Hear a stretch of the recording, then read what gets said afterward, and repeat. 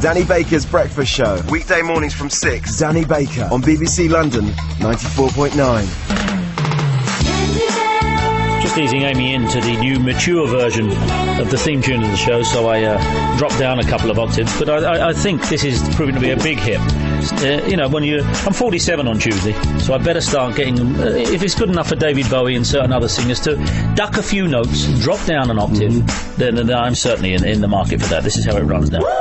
Who can take a sunrise? Who can take a sunrise? Sprinkle it with dew. Sprinkle it with dew. Cover it in chocolate and a miracle or two. Candyman. The Candyman. Candyman can. The Candyman can. Candyman can, 'cause he mixes it with love. The world tastes good. Makes the world. So that's how it's going to work from now on. I'm 47 on Tuesday. There comes a point in all careers where you have to duck a few notes and just, relax into the easy chair. It's that mature salt and pepper kind of sound you're going for. The Val's rocking chair has been vacant too long, is the way I'm looking at it. And speaking of the old country... That's beautiful link. Thank you. You knew it was going somewhere, didn't you? Dara O'Brien here, a star of TV's Bogner or Bust, is with us. There's a joke for two people, by the way. Perhaps three. But speaking with Dara O'Brien, of course, a returning studio guest and stuff, since the stint on Have I Got News, when you took over the chair, but even if you blush a little, with more power than anyone since Angus vacated it, have you literally been weighing up a number of attractive offers, as they say? You must have been. I'm loath to say anything, but it's certainly been. It's not been bad. No, I haven't managed to. Listen, I can't do praise. I know you're talking about. You're leaning against an open door here. Well, that's one called Candyman. I can't bear even saying my own name on the radio. Fact, that's the truth of it. But there was a certain authority to that, because I've done it, and people say, "Oh, I don't know, you can do a show like that." But it's actually a groove if you grab it with both hands, isn't it? Yeah, it is. It's quite nice. The only thing is, I was around the time that I was doing it. I find that slightly distracting, by the way. That's the point. That's the point. It's all a bit too louche when I'm trying to have a hectic conversation. Go on, and I did a show in Ireland called The Panel, which was an unscripted, unrehearsed, hour-long show with 5 comedians around a table. And if you've done that, you're incredibly match fit. Yeah, I suppose so. Yeah, 'cause it's competitive. But you certainly, when you took the show over for the night, it wasn't like an amateur doing it. And did they approach you after and say, "What are you doing for the next kind of 16 years?" No, they didn't quite. I mean, there are good relations now, I'd have to say. Yeah, myself and the people there. But there's going to be no one doing that job. So is it because you seem very measured, Dara? You are quite an imposing character yourself, and I should imagine you're not like Amy LeMay, who when television just raises its hem an inch or two and shows the ankle, she runs after it. You could go anywhere you want. I take it on television at the moment. Are you waiting for the right thing, or is it already in place? Yes, no. I am waiting for something that is particularly nice. I've done my whoring in Ireland. I wouldn't understand what that's about. Television wise, so I'm quite happy to do it properly here. Yeah. There is also a chance that you get one shot really at being somebody that they know when they turn on the television or the radio that you're going to be funny. Yeah. And if you stop doing that at some stage, you don't get it back. Yeah. Well, they must have liked you on Have I Got News for You, because you did 2 shows, didn't you? I've done 3 in total. 3. Only 3 series. Yeah. I've done 4, of course, but never host. No, never host. But I don't. Yeah, there it is. Well, actually, I've done it again. What was it like doing that? For 2 people who don't like blowing trumpets, there's an awful lot of brass in the air. There's an awful lot of brass in the air. I'm nervously extending my antlers in response to that. Terrible at praise. Fair of you. Fair of you. What was that like hosting it anyway? It's joy. I mean, it's very much a case of you go in there with, so the writing is so good in the show, you go in there with a load of zingers on the auto cue anyway. Yeah. So even if you contributed nothing, even if you just read... Well, again, we've seen people just go in there with nothing, and you can tell. But the trick with it, if I might, the last thing, certainly as a panellist, I know I've got news, is in rehearsal, yes, they say this will be up here, but they don't actually give you the questions. They say these kind of areas. But it's also bad form to do anything you do at rehearsal there. Yeah, there's a lot of scribbling. It's like an exam. You put your arm around your paper and scribble something down. But if you use anything, there's a game within a game amongst the people. That was the thing that most impressed me when I did it as a guest, which is Hislop came around to the dressing room because I was on his team, and he said, "Okay, well, how do you feel about stuff?" And I thought we were going to have one of those chats you have on lesser shows of that ilk, where you go, "Well, I'm going to say this joke and that joke and this joke." No, they know. But instead, we decided to find out what the answers were to get to win the quiz. I've been on both. I've been on both. Part of it can look after itself. I've been on both teams, and just extending this conversation about this, I've been on both teams. And last time I was on Paul's, and Paul, you go into the dressing room, and every newspaper magazine from the week is in there, by the way, and well thumbed. And he'll sit down and say, because they'll show you the four, what's the connection between the four thing, and he'll say, "Have you got this?" And he's not looking for a gag. Do you think? I think what it is, I think it's something to do with Napoleonic Wars, and they're dead serious. They want to win between them. However, the current score after 27 series is Paul Merton 21, Ian Hislop 6. There's a bit of daylight between them. Just before we carry on and tell exactly why you're here, Dara, we seem to have drifted there. Here's Jeff in Gerrard's Cross. You may want to enter this in a moment, because Sunday is Father's Day. We're asking, how nuts is your dad? How nuts is your dad? Jeff, what have you got for us, Jeff? Good morning. Good morning, Kenny Man. Thank you very much. You've through to Dara and Dan. Good morning to the rest. What have you got? But my dad is good 36 odd years ago, I would think. We were all invited to his boss's garden party. Very nice, large garden in Essex. And had a nice big pond in the middle of the garden with an island in the middle of that. It's already good, the story, no matter what else happens. Okay. Well, on this pond was a fiberglass packing crate that his kids used as a boat. Okay. Thing. My dad decided he was going to try it out and see if he could get across to the island. I see. Halfway across, he decided he was shipping water. Loads of it. Realising he was going down in front of all of his colleagues, boss and everybody else, he took the better way out. He stood up and saluted. Did he? He went down with his crate.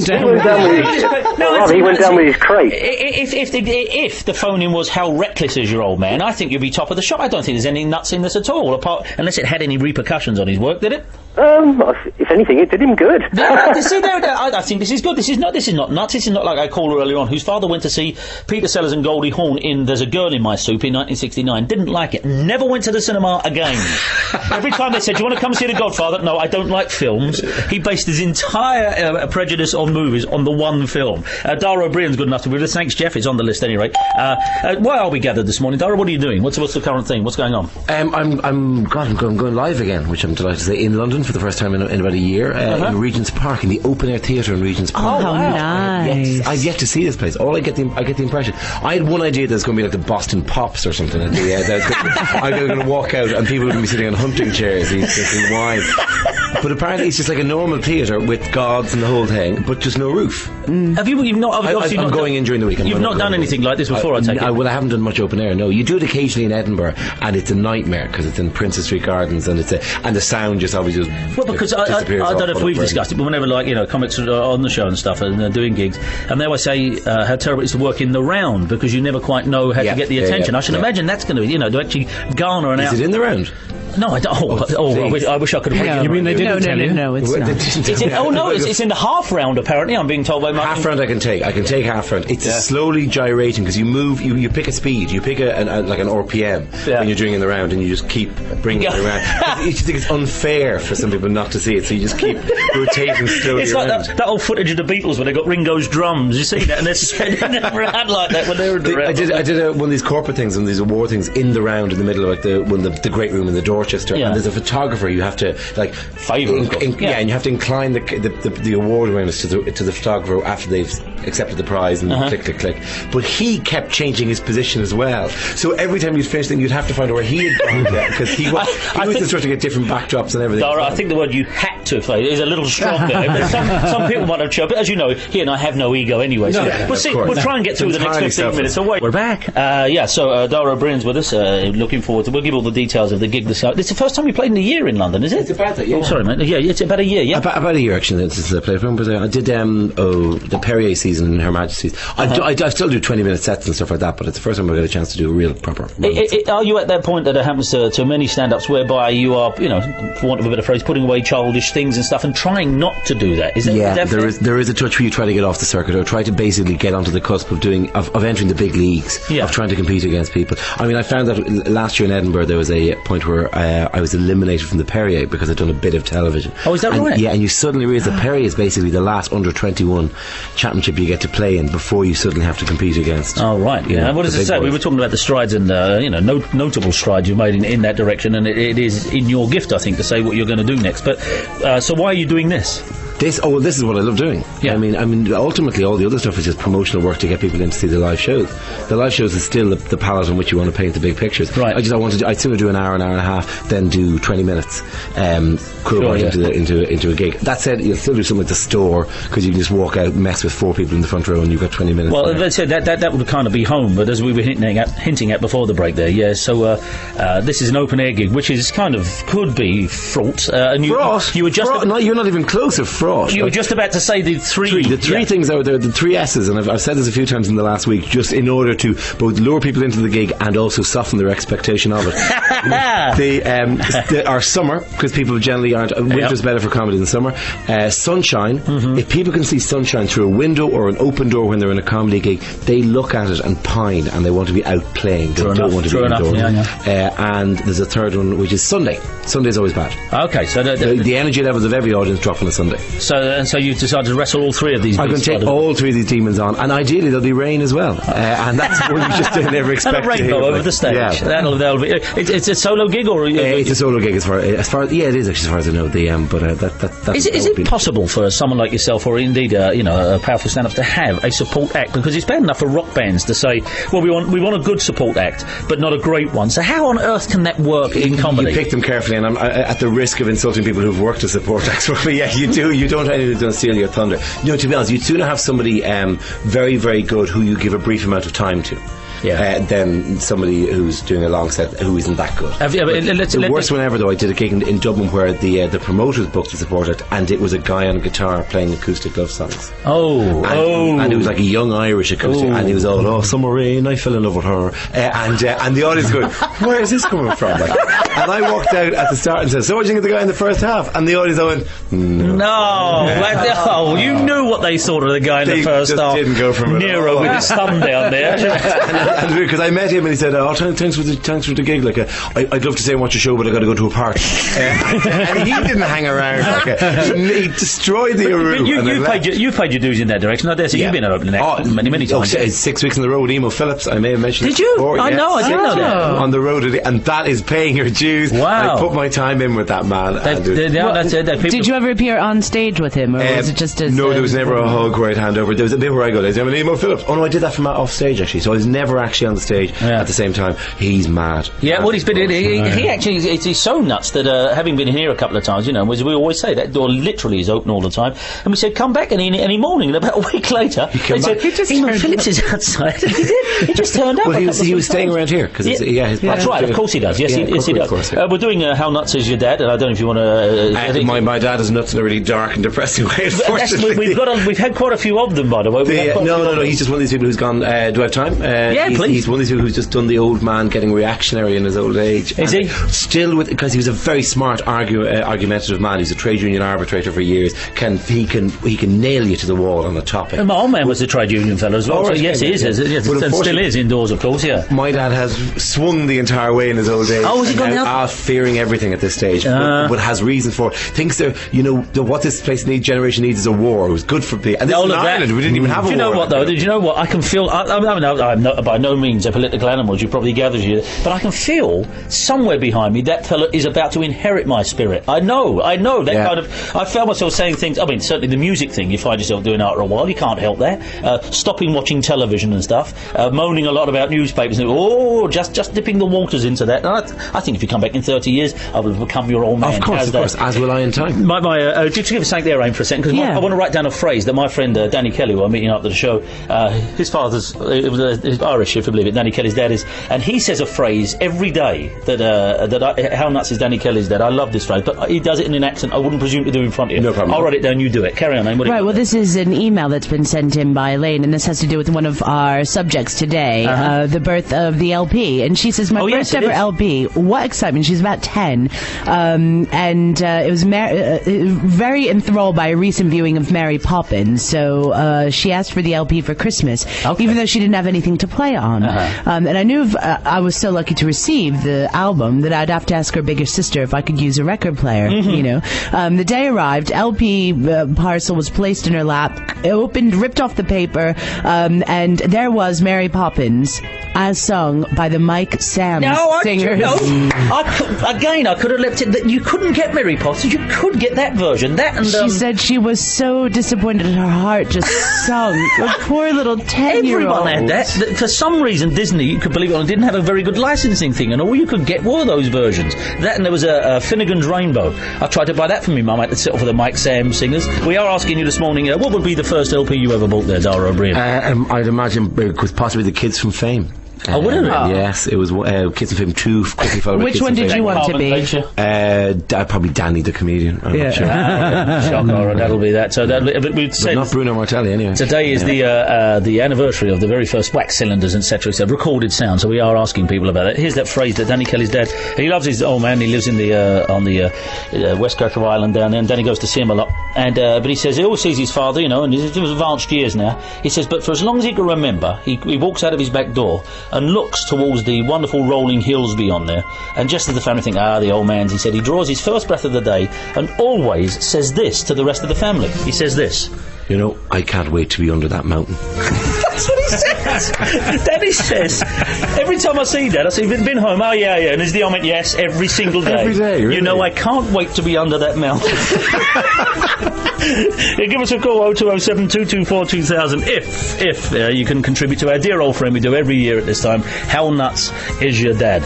Beyond this thing you're doing, Dara, what's next? Edinburgh, obviously, is looming, and I have to write stuff for that, so it's kind of developing stuff. Actually, this is the How Nuts Is Your Dad thing is a theme in it. Oh, really? Yeah, well, it's just, I think there's going to be something about the fact that I'm 32 now, so I'm no longer, I put away the childish things. Yeah, hopefully. But I'm fearing picking up the stupid old things instead. Yeah. And was there a period when you were wild and you say you seem very measured, man? It's just that ridiculous easy ideology when you're a teenager that you think all things are rebellion and joy, and that's just stupid. But equally at the other scale, and my dad's a perfect example of this. Going, this country's going to be, this is Ireland, by the way, is going to be overrun with Muslims. They're the fastest growing religion in the country. And there were none of them 10 years ago, and there's 1,000 now. and this is the kind of no, see what I mean? Fast growing. They've taken over the churches and everything. It's like you say about when you think about when you're a teen and the whole thing, and of course that in itself is a cliche, and you kind of shrink from saying, when I was younger I used to think this. But one of the best phrases we heard recently, I think, was it who was the great lead singer of the band, Eddie Van Halen or whatever it is. David Lee Roth. I always called him Eddie Van Halen. David Lee Roth was here, and he said, when I first got into a band and I said, this is it, I'm going to change America, we're going to overthrow the government, and we had all these gigs. He said, no man, he said, sure, get on with it. He said, but son, you do realise you've got to feed and clothe yourself from this racket, don't you? He said, I thought I'd better write some hits along the way as well. I love that phrase, you've got to feed and clothe yourself from this racket. What you got there, Mark? This is How Nuts Is Your Dad. Henrietta in Lewisham emails in to say, the day before we went on our family holiday, my dad used to make us pack the car and organise the luggage to get the best fit.